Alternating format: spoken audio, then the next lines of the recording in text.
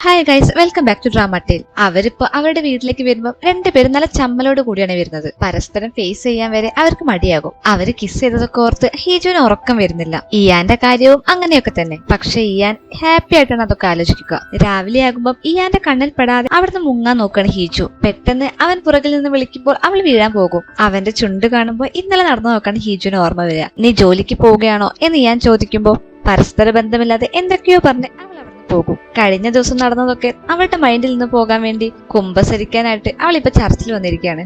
അവിടെ വെച്ച് മിന്നിനെ അവൾ കണ്ടുമുട്ടും. ഇയാൻ ഹീജുവിനെ വിളിച്ച് വെഡിങ്ങിന്റെ പ്ലാനിങ്സ് ഒക്കെ നടത്താൻ വേണ്ടി അവൾ ഫ്രീ ആണെന്ന് ചോദിക്കും. അവർ സംസാരിച്ചുകൊണ്ട് നിൽക്കുമ്പോൾ ഫോണിലൂടെ മിന്നിന്റെ സൗണ്ട് കേട്ട് ഇയാൻ ഒന്ന് സ്റ്റക്ക് ആകും. മിന്നും ഹീജുവും തിരിച്ചു വരുമ്പോൾ അവൻ ഡ്രൈവ് ചെയ്യുമ്പോൾ സ്മൈൽ ചെയ്യുന്നത് കണ്ട് നിനക്കും ഡ്രൈവ് ചെയ്യാൻ വളരെ ഇഷ്ടമാണോ? ഇയാൻ ഡ്രൈവ് ചെയ്യുമ്പോഴും അവൻ ഇങ്ങനെ ചിരിച്ചുകൊണ്ടായിരുന്നു എന്നൊക്കെ ഹീജു പറയുമ്പോൾ അത് മിന്നിന് അത്രയ്ക്ക് ഇഷ്ടപ്പെടുന്നില്ല. അങ്ങനെ ഹീജുവിനെ ഡ്രോപ്പ് ചെയ്യുമ്പോൾ ഇയാനുമായിട്ട് കൂടുതൽ അറ്റാച്ച്ഡ് ആവണ്ട, അത് നിങ്ങളുടെ ഡിവോഴ്സിനെ ബാധിക്കും എന്നൊക്കെ മിന്ന അവളോട് പറയും. അവരുടെ വെഡിങ്ങിന്റെ ഡേറ്റ് ഇപ്പൊ കിങ് സെലക്ട് ചെയ്യുമായിരിക്കും. അവിടേക്ക് ഇയാൻ വന്ന് അവന് വേണ്ട ഡേറ്റ് പറയും. ഇയാൻ പറഞ്ഞതുകൊണ്ട് ആ ഡേറ്റ് കിങ് ഫിക്സ് ചെയ്യും. അവളുടെ വെഡിങ് ഒക്കെ ആവാനായതുകൊണ്ട് കാസ്റ്റിൽ ഗ്രൂപ്പ് അവളുടെ ബ്രദറിന് കൊടുക്കാൻ വേണ്ടി ഹീജു സമ്മതിക്കും. രണ്ടുപേരും ഇപ്പൊ വെഡിങ് ഡ്രസ് ഒക്കെ ട്രയൽ ചെയ്യാണ്. ഹീജു മാക്സിമം ഇയാനെ ഫേസ് ചെയ്യാതെ നോക്കും. ഇയാൻ അവളുടെ മുടിയൊക്കെ റെഡിയാക്കി കൊടുക്കുമ്പോൾ ടെൻഷൻ കൊണ്ട് ഹീജു ആകെ വിയർക്കും. അപ്പോഴേക്കും അവിടെയുള്ളവരെല്ലാം എന്ത് പറ്റി, ഡോക്ടറെ വിളിക്കണോ, പനിയാണോ എന്നൊക്കെ ചോദിച്ചു വരും. മാരേജിന്റെ ചടങ്ങായിട്ട് ഹീജുവിന്റെ വീട്ടിലേക്ക് ഇയാന്റെ ഭാഗത്ത് നിന്ന് ഗിഫ്റ്റ് ഒക്കെ കൊടുക്കും. ഹ്യോങ് ആണ് ഗിഫ്റ്റ് എല്ലാം കൊണ്ടു കൊടുക്കുന്നത്. ഹീജുവിന്റെ അച്ഛനാണെങ്കിൽ തീരെ ഇൻട്രസ്റ്റ് ഉണ്ടാവില്ല. ഇതൊക്കെ ഒന്ന് സ്പീഡ് ആക്കുക, എനിക്ക് 2 മീറ്റിംഗ് അറ്റൻഡ് ചെയ്യാനുണ്ട് എന്നൊക്കെ ഹീജുവിന്റെ അച്ഛൻ പറയും.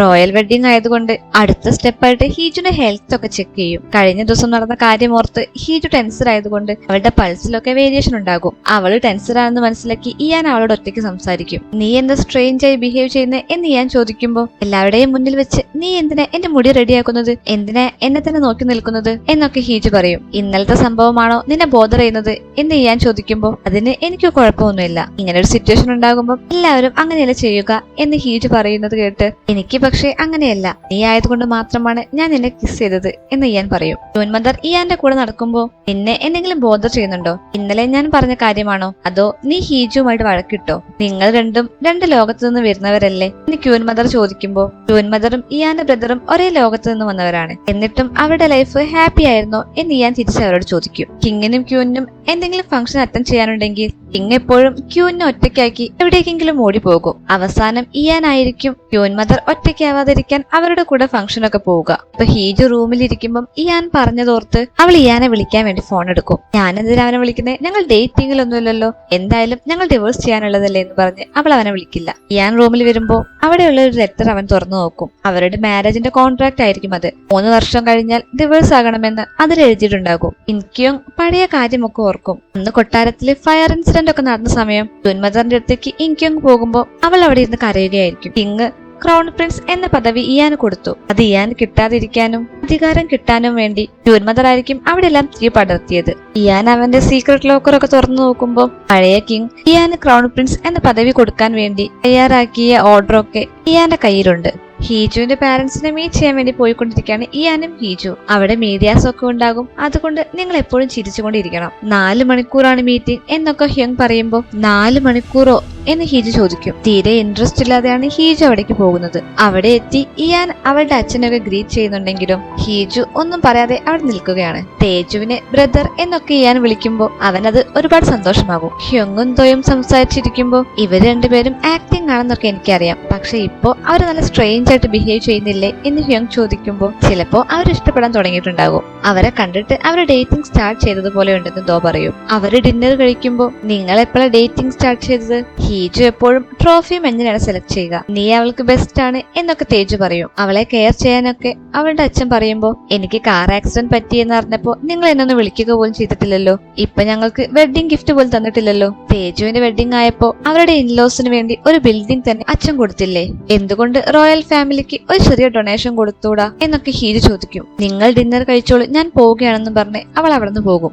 അവളെ നോക്കാൻ വേണ്ടി അവൾക്ക് പുറകെ ഇയാനും പോകും. ഇയാൻ അവളുടെ അടുത്തേക്ക് വരുന്നത് കണ്ട് കുറച്ചു നേരം എന്നെ ഒറ്റയ്ക്ക് വിട്, എന്റെ ദേഷ്യമൊക്കെ മാറുമ്പോൾ ഞാൻ അങ്ങോട്ട് വരാം എന്നൊക്കെ ഹീജു പറയുന്നുണ്ടെങ്കിലും ഇയാൻ അവളുടെ അടുത്ത് തന്നെ വന്നിരിക്കും. അവൾക്ക് സപ്പോർട്ടായി ഇയാൻ സംസാരിക്കുന്നത് കേട്ട് നിനക്ക് എന്നോട് എന്തെങ്കിലും ഫീലിങ്സ് ഉണ്ടോ എന്ന് ഹീജു ചോദിക്കും. അവൻ അവളെ ഇഷ്ടമാണെന്ന് സമ്മതിച്ചുകൊണ്ട് ഞാൻ നിന്നെ ഡിവോഴ്സ് ചെയ്യില്ല എന്ന പേടിയാണ് നിനക്ക്, പേടിക്കണ്ട, നിന്നെ ഞാൻ ഒന്നിനു വേണ്ടി തടയില്ല, എന്റെ പണവും അഭിമാനവും ഹേർട്ടും എല്ലാം നീ എടുത്തോ എന്ന് ഞാൻ പറയും. എനിക്ക് നിന്നേക്കാൾ പണമുണ്ടെന്നൊക്കെ പറഞ്ഞ് അവര് ചിരിക്കും.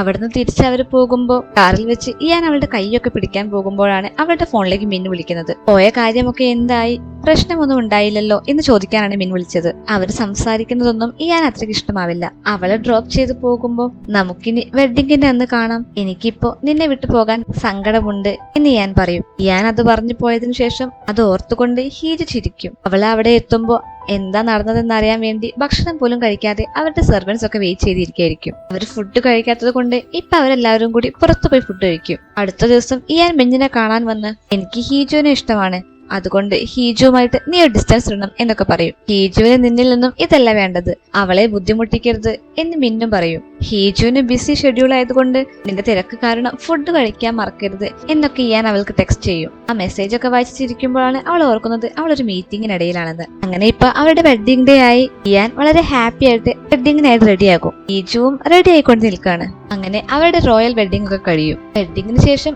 ഇയാനും ഹീജുവും ആളുകൾക്ക് മുന്നിലേക്കൊക്കെ പോകും. തിരിച്ചുകൊണ്ടേ നിന്ന് ഹീജുവിന്റെ കവിളൊക്കെ വേദനിക്കുന്നുണ്ട്. ടിവിയിൽ ഇതൊക്കെ കണ്ട് പ്രൈം മിനിസ്റ്റർ മിൻ അവന്റെ സങ്കടമൊക്കെ അടക്കി പിടിക്കും. ഇത് കണ്ട ക്യൂൻ മദർ ഇതുകൊണ്ടാണ് നിന്നോട് ഈ മാരേജ് ക്യാൻസൽ ചെയ്യാൻ വേണ്ടി ഞാൻ പറഞ്ഞതെന്ന് പറയും. ഇപ്പൊ അവർ രണ്ടുപേരും കൂടി കിങ്ങിനെ കാണാൻ വേണ്ടി വരും. അവിടെ വെച്ച് പെട്ടെന്ന് ഹീജുവിന് തല കറങ്ങി അവൾ അവിടെ ബോധം കിട്ടി വീഴും. ഇത് കണ്ട ഇയാന് ഒരുപാട് ടെൻഷൻ ആകും. ഹീജു കൊളാപ്സ് ആയത് കാണിച്ചുകൊണ്ടാണ് ഇന്നത്തെ എപ്പിസോഡ് അവസാനിക്കുന്നത്. വീഡിയോ ഇഷ്ടമായാൽ do like, share and subscribe. Video എല്ലാവരിലേക്കും എത്താൻ വേണ്ടി ഹൈപ്പ് കൂടി ചെയ്യണേ.